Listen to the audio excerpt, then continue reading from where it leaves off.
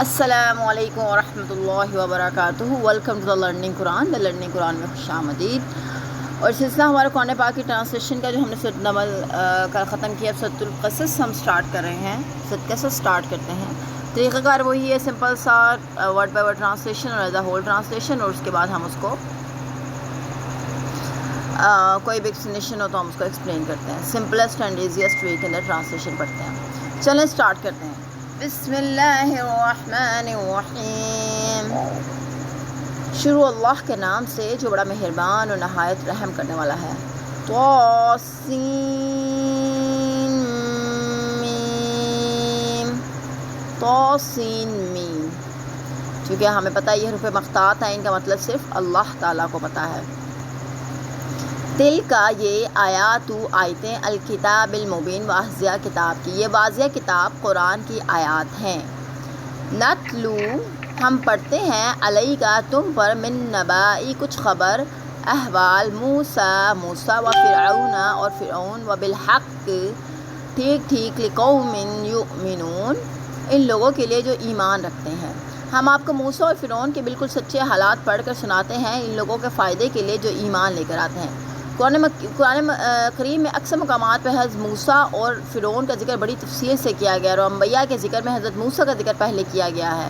اس کی وجہ ہم پہلے لکھ چکے ہیں، مختصراً یہ کہ موسیٰ علیہ السلام کو رسول اللہ اکرم صلی اللہ علیہ وسلم سے زیادہ شدید حالات میں فریضہ رسالہ سے انجام دینے کا حکم ہوا تھا۔ مثلاً یہ کہ حضرت موسیٰ جس قوم بنی اسرائیل کے فرد تھے، فرعون نے انہیں چھتوں کی طرح کمتر درجے کی مخلوق اور عملاً غلام بنا کر رکھا ہوا تھا، جبکہ آپ اپنی قوم قریشی کے ایک ہی فرد تھے۔ پھر حضرت موسیٰ علیہ السلام کو فرعون جیسے مغرور، متمرد اور سرکش، فوراً بھڑک اٹھنے والے فرمان روا کے ہاں دعوت رسالت کے لیے بھیجا گیا تھا، جبکہ آپ مخاطبین اول آپ کی اپنی ہی قوم کے افراد تھے۔ تیسرے یہ کہ حضرت موسیٰ علیہ السلام کو یہ بھی حکم تھا کہ دعوت توحید کے ساتھ اپنی قوم بنی اسرائیل کی رہائی کا بھی مطالبہ کریں، جبکہ رسول اللہ صلی اللہ علیہ وسلم کو ایسا کوئی حکم نہ تھا۔ چوتھے یہ کہ آپ فرعون کے اشتہاری مجرم تھے، اور اس قصے کا انجام یہ ہوتا ہے کہ بالآخر اللہ تعالیٰ حضرت موسیٰ علیہ السلام اور ان کے ساتھیوں کی مدد کر کے انہیں فرعونیوں سے نجات دلاتے ہیں، اور فرعون اور آل فرعون کو دریا میں غرق کر کے ایسے ظالموں کو صفحہ ہستی سے نام و نشان تک مٹا دیتے ہیں۔ گویا اس قصے میں آپ کے لیے اور مسلمانوں کے لیے سبق یہ ہے کہ جب موسیٰ علیہ السلام نے ایسے شدید حالات اور اللہ پر بھروسہ رکھتے ہوئے سب مصائب برداشت کیے تو آپ کو بھی کرنے چاہیے، اور بشارت یہ ہے کہ اللہ تعالیٰ اس معرکے کے حق و باطل میں بالآخر اپنے پیغمبر اور ایمان لانے والے کو ہی کامیاب کرتا ہے، اور ان کے دشمن تباہ و برباد ہو جاتے ہیں۔ شاہان مصر کا لقب جیسے قدیم زمانہ میں ترکوں کے بادشاہ خاقان، یمن کے بادشاہ طبی، حبشہ کے بادشاہ نجاشی، روم کے بادشاہ کیسر اور ایران کے بادشاہ کسریٰ کہلاتے تھے، ایسے ہی مصر کے بادشاہ فرعون کہلاتے تھے۔ موسیٰ کو 2 فرعونوں یا 2 بادشاہوں سے سابقہ پڑا تھا۔ جس فرعون نے آپ کی پرورش کی تھی اس کا نام رمیس تھا، اور نبوت ملنے کے بعد جس کے یہاں آپ کو بھیجا گیا تھا وہ رمیس کا بیٹا متتتا تھا۔ اس کا عہد حکومت تقریباً 1400 سال قبل مسیح ہے۔ یعنی قرآن کا یہ قصہ بیان کرنے کا اصل مقصد یہ ہے کہ لوگوں کو بتلایا جائے کہ اللہ تعالیٰ کے نافرمانوں اور متکبروں کا آخر کیا انجام ہوتا ہے، اور اللہ تعالیٰ کے فرمانبرداروں کا کیا۔ لیکن اس قصے سے نصیحت، ہدایت اور سبق وہی لوگ حاصل کر سکتے ہیں جو ان واقعات کو درست تسلیم کر کے اس میں غور و فکر کر کے ایمان لانے والے ہوں گے، اور جو لوگ اسے محض تاریخی داستان یا افسانہ سمجھتے ہوں وہ انہیں اس سے کیا عبرت حاصل ہو سکتی ہے۔ آیت نمبر 4۔ اِنَّا، بے شک، فرعون علا، سرکشی کر رہا تھا، فی الارض، زمین میں، ملک میں، وجعل، اور اس نے کر دیا، اہلہا، اس کے باشندے، شیعاً، الگ الگ گروہ، یستضعف، کمزور کر رکھا تھا، طائفۃً، ایک گروہ، منہم، ان میں سے، یذبح، ذبح کرتا تھا، ابناءہم، ان کے بیٹوں کو، ویستحیی، اور زندہ چھوڑ دیتا تھا، نساءہم، ان کی عورتوں کو، انہو، بے شک وہ، کانا، تھا، منا، سے، مفسدین، مفسد، جمع۔ فرعون نے ملک مصر میں سرکشی اختیار کر رکھی تھی اور اپنی رعیت کو کئی گروہ بنا دیا تھا۔ ان میں سے ایک گروہ بنی اسرائیل کو بہت کمزور بنا رکھا تھا۔ وہ اس گروہ کے لڑکوں کو تو قتل کر دیتا تھا مگر لڑکیوں کو زندہ رہنے دیتا تھا۔ بلا شبہ وہ معاشرے میں بگاڑ پیدا کرنے والوں میں سے تھا۔ یعنی فرعون نے سر اٹھا رکھا تھا، اپنے آپ کو بہت بڑی چیز سمجھنے لگا تھا، لوگوں پر ظلم و زیادتی میں حد سے بڑھنے لگا تھا، اپنے آپ کو بندگی کے مقام سے اٹھا کر مکمل خود مختاری کے مقام تک لے گیا تھا، اور سخت باغیانہ روش اختیار کر رکھی تھی۔ بعد میں فرعون کا لفظ لغوی لحاظ سے متکبر، سرکش اور متمرد کے معنی میں استعمال ہونے لگا۔ اپنی حکومت کو مستحکم کرنے اور مستحکم بنائے رکھنے کے سلسلے میں اس کی سیاسی پالیسی یہ تھی کہ اس نے اپنی رعایا میں طبقاتی تقسیم پیدا کر رکھی تھی۔ ایک تو اسے اپنی قوم یا مصر کے قدیم باشندے تھے جنہیں قبطی کہتے تھے، اور یہ معزز طبقہ تھا، سرکاری مناصب بھی انہیں ہی مل سکتے تھے، اور حکمران قوم ہونے کے ناطے سے ان کے حقوق کی ضرورت سے بھی زیادہ نگہداشت کی جاتی تھی۔ دوسرے بنی اسرائیل تھے جو حضرت یوسف علیہ السلام کے زمانہ تک یعنی تقریباً 400 سال سے یہاں آ کر آباد ہوئے تھے۔ اس وقت وہ حکمران قوم کی حیثیت سے آئے تھے، لیکن ایک صدی بعد ہند میں جب بے دینی اور اخلاقی انحطاط شروع ہوا تو وہ فرقوں میں بٹ گئے، اور اللہ نے ان سے حکومت چھین لی اور مصری لوگ پر سے قابض ہو گئے۔ انہوں نے بنی اسرائیل سے انتقاماً اچھوتوں اور شودروں کا سا سلوک روا رکھا ہوا تھا۔ معاشرے میں ان کی کچھ عزت نہ تھی، کوئی سرکاری عہدہ انہیں نہیں مل سکتا تھا۔ یہ لوگ عموماً حکمران قوم کے افراد کے غلام، ملازم، اور ان کی عورتیں بھی ان کے گھروں میں کام کاج کرتی تھیں۔ اس طرح فرعون نے عملاً ان لوگوں کو اپنا غلام بنا رکھا تھا۔ مصر کی قومیت پرستی کی تحریک تو مدتوں پہلے شروع ہو چکی تھی۔ اسی کے نتیجے میں بنی اسرائیل یعنی قبطیوں نے ایسا ناروا سلوک کیا جاتا تھا۔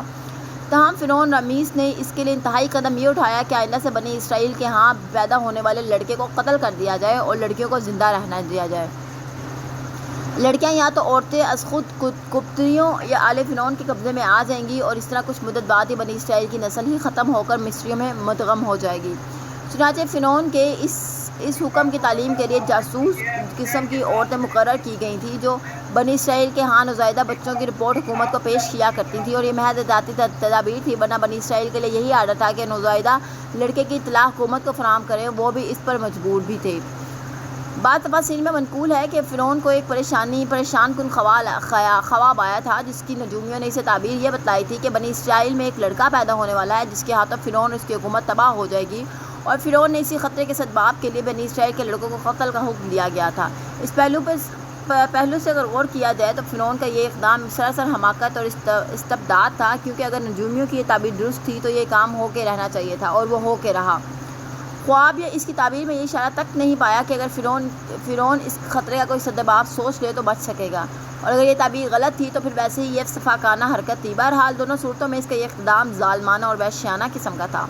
اور جہاں اس خواب یا اس کی تعبیر کا تعلق ہے اس کی صحت اور عدم صحت کے متعلق اللہ ہی بہتر جانتا ہے، اور یہ صورت نہ بھی ہوتی تو قومیت پرستی کی بنیاد پر حالات ایسے پیدا ہو چکے تھے کہ فرعون نے بنی اسرائیل کو مکمل طور پر کچل دینے کے لیے یہی اقدام مناسب سمجھا۔ اور ابن کثیر اس خواب اور اس تعبیر کے واقعے کی صورتحال یہ بتلاتے ہیں کہ بنی اسرائیل آپس میں حضرت ابراہیم خلیل اللہ کی ایک پیشن گوئی کا تذکرہ کیا کرتے تھے کہ ایک اسرائیل نوجوان کے ہاتھوں سلطنت مصر کی تباہی مقدر ہوگی۔ رفتہ رفتہ یہ بات فرعون کے کانوں تک بھی پہنچ گئی، اور اس احمق نے قضاء و قدر کی روک تھام کے لیے صفاقانہ اسکیم جاری کر دی۔ آیت نمبر 5 وَنُرِيدُ اور ہم چاہتے تھے ان کے نامنا ہم احسان کرے علی الذین ان لوگوں پر جو استضعفوا کمزور کر دیے گئے تھے فی الارض زمین میں، ونجعلہم اور ہم بنائے انہیں ائمۃ پیشوا، ونجعلہم اور ہم بنائے انہیں الوارثین وارث، اور ہم یہ چاہتے تھے کہ جس گروہ کو اس ملک میں کمزور بنایا گیا تھا اس پر احسان کریں، انہیں سردہ بنائیں اور اس ملک کے وارث بنائیں۔ یعنی فرعون تو اس مظلوم گروہ کا کلی طور پر استحصال کرنا چاہتا تھا، مگر اللہ کو کچھ اور ہی منظور تھا۔ اللہ یہ چاہتا تھا کہ ایسی سفاق اور ظالم قوم کا استحصال ہونا چاہیے، اور جن بیچاروں پر یہ ظلم و ستم ڈھائے جا رہے ہیں انہیں نہ صرف ان سے نجات دلائی جائے بلکہ انہیں ان ظالموں کی جائیدادوں اور ملک کا وارث بھی بنا دیا جائے، دین کی امامت بھی ان کے سپرد کر دی جائے، اور دنیا کی سرداری کا تاج بھی ان کے سر پر رکھ دیا جائے۔ اور اللہ کی سنت جاریہ یہی ہے کہ وہ ظالموں اور متکبروں سے زمین کو خالی کرا کر ان کی جگہ ان مظلوموں کو آباد کرتا ہے جن پر ظلم ڈھائے گئے تھے۔ آیت نمبر 6 وَنُمَكِّنَ اور ہم قدرت حکومت دیں لہم انہیں فی الارض زمین میں، ونُرِیَ اور ہم دکھا دیں فرعون کو، وحامان اور حامان، وجنودہما اور ان کے لشکر، منہم ان سے ما جس چیز کانوا یحذرون وہ ڈرتے تھے، اور انہیں اس ملک میں اقتدار بخشیں، اور فرعون اور حامان اور ان کے لشکروں کو وہی کچھ دکھا دیں جس کا انہیں ان بنی اسرائیل سے خطرہ تھا۔ فرعون کا وزیر جو اس ظلم و ستم کا شریک اور اعلی کار بنا ہوا تھا، یعنی کہ اس تفصیل اسی سورہ میں آگے مذکور ہے، یعنی فرعون، حامان اور ان کے ساتھیوں کی کوشش یہ تھی کہ بنی اسرائیل کو اتنا کمزور بنا دیا جائے کہ وہ آئندہ سر اٹھانے کے قابل نہ رہے۔ اسی غرض سے ان کی نسل ختم کر دینے کی سکیم تیار کی گئی تھی، مگر ہم یہ چاہتے تھے کہ جس خطرے کی روک تھام کے لیے وہ سارے پاپڑ بیل رہے تھے وہی خطرہ ہم ان کی آنکھوں سے انہیں دکھا دیں۔ اور وہ اپنے جیتے جی یہ دیکھ لیں کہ اللہ کی تقدیر کبھی ٹل نہیں سکتی، نہ اسے کوئی طاقت روک سکتی ہے، نہ اس میں تاخیر پیدا ہو سکتی ہے۔ آیت نمبر 7 وَأَوْحَيْنَا، اور ہم نے الہام کیا، اِلیٰ طرف کو، امی موسیٰ کو، ان ارضعیہ کہ تو دودھ پلاتی رہا اسے، فَإِذَا پھر جب خفتی علیہ تو اس پر ڈرے، فَأَلْقِیہ تو ڈال دے اسے، فی الیمی دریا میں، اور لا تخافی نہ ڈرو، ولا تحزنی اور نہ غم کھا، انا بے شک ہم، رادوہ اسے لوٹا دیں گے، الیک تیری طرف، وجائلہ اور اسے بنا دیں گے، منا سے مرسلین رسولوں سے۔ ہم نے موسیٰ کی والدہ کی طرف الہام کیا کہ اس بچے موسیٰ کو دودھ پلاتی رہو، پھر جب تجھے اس کے قتل کا خطرہ ہو تو اسے دریا میں ڈال دینا، اور نہ کچھ خود رکھنا اور نہ غم کھانا، ہم اس بچے کو تیری طرف ہی لوٹا دیں گے اور اسے اپنا رسول بنا دیں گے۔ یہاں لفظ اوحینا استعمال ہوا ہے، اور وحی کا لغوی معنی صرف خفی اور تیز اشارہ ہے، اور اوہا کے معنی ہے پوشیدہ اور نامعلوم بات کے مختلف سرد سے اشارہ، مفردات، مقاصد اللغہ، یعنی کسی تشویشناک معاملے کے حل کے لیے اللہ تعالیٰ کی طرف سے یکدم دل میں کوئی خیال آ جانا، اور ایسی وحی غیر نبی کی طرف بھی ہو سکتی ہے، ایسی ہی وحی موسیٰ علیہ السلام کو بھیجی گئی تھی، اور ممکن ہے یہی وحی فرشتوں کے خطاب کی صورت میں ہو، ایسی وحی بھی غیر نبی کو ہو سکتی ہے، جیسے حضرت مریم سے فرشتوں نے خطاب کیا تھا۔ یہ وحی موسیٰ علیہ السلام کی پیدائش کے بعد ہوئی، اور یہ وحی 4 امور پر مشتمل تھی۔ جب تک اس بچے کے سراغ رسانی نہیں ہوتی، اسے اپنے پاس ہی رکھو، اسے دودھ پلاتی رہو۔ بعد مفسرین نے لکھا ہے کہ موسیٰ نے آپ کو 3 ماہ تک چھپائے رکھا۔ جب یہ راز فاش ہونے لگے اور تمہیں یہ خطرہ محسوس ہو کہ اب عمال حکومت اس بچے کو پکڑے گی، تو اسے کسی تابوت یا ٹوکرے میں رکھ کر دریا کی موجوں کے سپرد کر دینا، اور دریا میں ڈالتے وقت اس بات کا ہرگز اندیشہ نہ کرنا کہ یہ بچہ ضائع ہو جائے گا، بلکہ ہم بہت جلد یہ بچہ تیری ہی طرف لوٹا دیں گے، تو ہی اسے دودھ پلائے گی اور اس کی پرورش کرے گی۔ یہی وہ بچہ ہے جو بنی اسرائیل میں رسول بننے والا ہے۔ چونکہ وہ ماں تھی، اور ماں کو ظاہرہ بچے کا خیال ہوتا ہے، پھر وہ ان کے دل میں اللہ پاک ان کو یہ بھی بتا رہے، ان کے دل میں اللہ پاک نے بات ڈال دی کہ آپ پریشان نہ ہونا، آپ یہ نہ سمجھنا کہ آپ کا بچہ کہیں گم جائے، کچھ ہو جائے گا، بلکہ ہم جلدی ہی اس کو آپ کی طرف لوٹا دیں گے۔ آیت نمبر 8 فَالْتَقَطَهُ پھر اٹھا لیا اسے، آلُ فرعون کے گھر والے، لِيَكُونَ تاکہ وہ ہو، لَهُمْ ان کے لیے، عَدُوًّا دشمن، وَحَزَنًا اور غم کا باعث، اِنَّا بے شک فرعون وَهَامَنَ اور حامان، وَجُنُودَهُمَا اور ان کے لشکر، کانوا تھے، خاطئین خطا کار۔ چنانچہ فرعون کے گھر والوں نے اس بچے کو اٹھا لیا، اور وہ ان کے لیے دشمن اور رنج اور کا باعث بنے۔ بلا شبہ فرعون، حامان اور ان کے لشکر خطا کار لوگ تھے۔ چنانچہ موسیٰ علیہ السلام نے وحی کے مطابق اس بچے کو کسی تابوت یا ٹوکرے میں رکھ کر دریائے نیل کی موجوں کے سپرد کر دیا۔ یہ تابوت موجوں پر سفر کرتے کرتے جب اس مقام پر پہنچا جہاں فرعون کے محلات تھے، تو فرعون کے اہلکار نے اسے دیکھ لیا اور اسے پکڑ کر فرعون اور اس کی بیوی کے پیش کر دیا۔ یا ممکن ہے کہ فرعون اور اس کی بیوی سیر و تفریح کی غرض سے محل سے نکل کر دریا کے کنارے آئے ہوں، اور انہوں نے خود یہ تابوت دیکھ کر اسے نکالنے کا حکم دیا ہو۔ چنانچہ فرعون اور اس کی بیوی اس بچے کو اپنے ہاں لے آئے، جو ان کا دشمن ان کی تباہی کا باعث بننے والا تھا۔ اس جملے کے 2 مطلب ہو سکتے ہیں، ایک یہ کہ بچے کے خطرے کی بنا پر ہزارہ بچوں کو قتل کر دینا ان کی بہت بڑی غلطی اور حماقت تھی، اور ان کی یہ حماقت کے لحاظ سے اور بھی زیادہ واضح ہو گئی تھی کہ جس بچے سے خطرے کے سبب کے لیے وہ استفاقی کر رہے تھے، وہ تو ان کے پاس پہنچ چکا تھا، اور دوسرا مطلب یہ ہے کہ وہ خطا کار اس لحاظ سے تھے کہ وہ اپنی ظالمانہ تدبیر سے اللہ کی تقدیر کو روکنا چاہتے تھے۔ وقالتی اور کہا، امرأۃ بیوی فرعون قرۃ ٹھنڈک، عین لی میری آنکھوں کے لیے، ولک اور تیرے لیے، لا تقتلوہ تو قتل نہ کر اسے، عسیٰ شاید، ان ینفعنا کہ نفع پہنچائے ہمیں، او نتخذہ یا ہم بنا لیں اسے، ولدن بیٹا، وہم اور وہ، لا یشعرون حقیقت حال نہیں جانتے تھے۔ اور فرعون کی بیوی فرعون سے کہنے لگی، یہ بچہ تو میری اور تیری آنکھوں کی ٹھنڈک ہے، اسے قتل نہ کر، کیا عجب ہے کہ یہ ہمارے لیے مفید ثابت ہو، یا ہم اسے اپنا بیٹا بنا لیں، اور اس کے انجام سے بے خبر تھے۔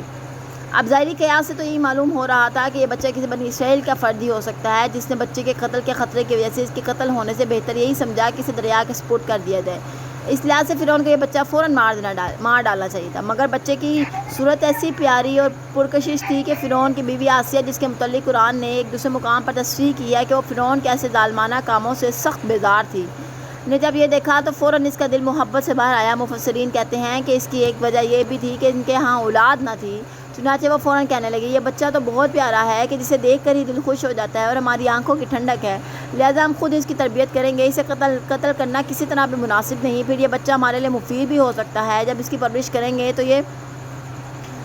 ہمارا ہی بچہ ہے، اسے کیا خبر ہو سکتی ہے کہ اس کا بنی اسرائیل کے کسی فرد سے بھی کچھ تعلق ہے، اگر ہم اسے اپنا بیٹا بنا لیں گے تو اس کی ساری اہلیتیں بنی اسرائیل کے بجائے ہمارے کام آ سکتی ہیں، لہٰذا اسے مستبنا بنا لینے میں ہمیں کوئی بہت سے فائدے حاصل ہو سکتے ہیں۔ یعنی ان دونوں کو یہ معلوم ہی نہ تھا کہ جو باتیں وہ کر رہے ہیں وہ خود نہیں کر رہے بلکہ مشیت الہی ان کے منہ سے یہ الفاظ نکلوا رہی ہے، یا انہیں کیا خبر تھی کہ جس بچے کو مارنے کی خاطر انہوں نے ہزارہ بچے قتل کر دیے یا کر رہے ہیں وہ بچہ ان کے اپنے ہاتھ میں ہے جسے اپنا مستبنا بنانے کی کوشش کے مشورے کر رہے ہیں، یا یہ کہ جس بچے پر اس وقت ان کا دل بھر آیا ہے وہی ان کا دشمن بن جائے گا اور اسی کے ہاتھوں ان کی اور ان کی حکومت کی تباہی واقع ہوگی۔ آیت نمبر 10 وَأَصْبَحَ اور ہو گیا فؤادُ دل موسیٰ کی ماں فارغاً صبر سے خالی یعنی کہ بے قرار، ان تحقیق قادت قریب تھا لتبدی کہ ظاہر کر دیتی بھی اس کو لولا اگر نہ ہوتا ربطنا کہ گرا لگاتے ہم علی قلبہ اس کے دل پر لتکونا کہ وہ رہے من المؤمنین سے یقین کرنے والے سے۔ اور موسیٰ علیہ السلام کی والدہ کا دل سخت بے قرار ہو گیا، اگر ہم اس کی دھارس نہ بندھاتے تو قریب تھا کہ وہ راز فاش کر دیتی۔ دھارس بندھانے کا دوسرا فائدہ یہ تھا کہ وہ ہمارے موسیٰ کو واپس اس کے پاس لوٹانے کے وعدے پر یقین کرنے والوں سے ہو جائے۔ موسیٰ نے وحی کے مطابق حضرت موسیٰ کو دریا کی موجوں کے سپرد کر تو دیا، مگر بعد میں سخت بہتاب ہو گئی، ماں کی ممتا چین نہ لینے دیتی تھی۔ کئی بار دل میں خیال آیا تو لوگوں سے کہہ دیں کہ میں نے بچہ دریا میں ڈال دیا ہے، کوئی مجھ پر مہربانی کرے اور اسے وہاں سے نکال کر مجھے واپس لا دے۔ اس صورت میں کئی طرح کے خطرات نظر آ رہے تھے، پھر وحی میں یہ وعدہ بھی کیا گیا تھا کہ عنقریب وہ بچہ تمہاری طرف لوٹا دیا جائے گا۔ اس خیال سے پھر دل کو کسی طرح قرار آ جاتا، یہ اللہ ہی کی مہربانی تھی کہ اس نے موسیٰ کے دل کو قرار بخشا اور یہ راز فاش نہ ہوا،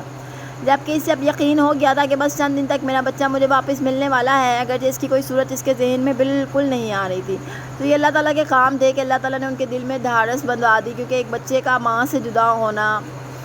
کتنی تکلیف دہ سی بات ہوتی ہے۔ مجھے خود آنکھوں میں آنسو آ رہے ہیں جب ان کی مامتا بے چین ہو رہی تھی۔ تو اللہ پاک نے ان کے دل میں ایک خیال ڈالا ہوا تھا کہ کوئی بات نہیں ہے بچہ آ جائے گا، تو ان کے دل میں ایک یقین تھا گو کہ اس کی بظاہر کوئی صورت نظر نہیں آتی۔ اللہ پہ یقین کرنے کا یہی مطلب ہے کہ آپ کو کوئی صورت نظر نہ آئے، لیکن اللہ پہ پختہ یقین ہو تو اللہ تعالیٰ اسباب خود ہی پیدا فرما دیتے ہیں۔ آیت نمبر 11 وقالت اور اس نے موسیٰ کی والدہ سے کہا۔ آیت نمبر 10 ہم مکمل کر چکے ہیں الحمدللہ۔ انشاءاللہ نیکسٹ ویڈیو میں ملاقات ہوگی نیکسٹ آیات کے ساتھ، اور اللہ تعالیٰ ہمیں اس پر عمل کرنے کی توفیق عطا فرما دیں۔ اپنا بہت سا خیال رکھیے گا، ٹیک کیئر، اللہ حافظ۔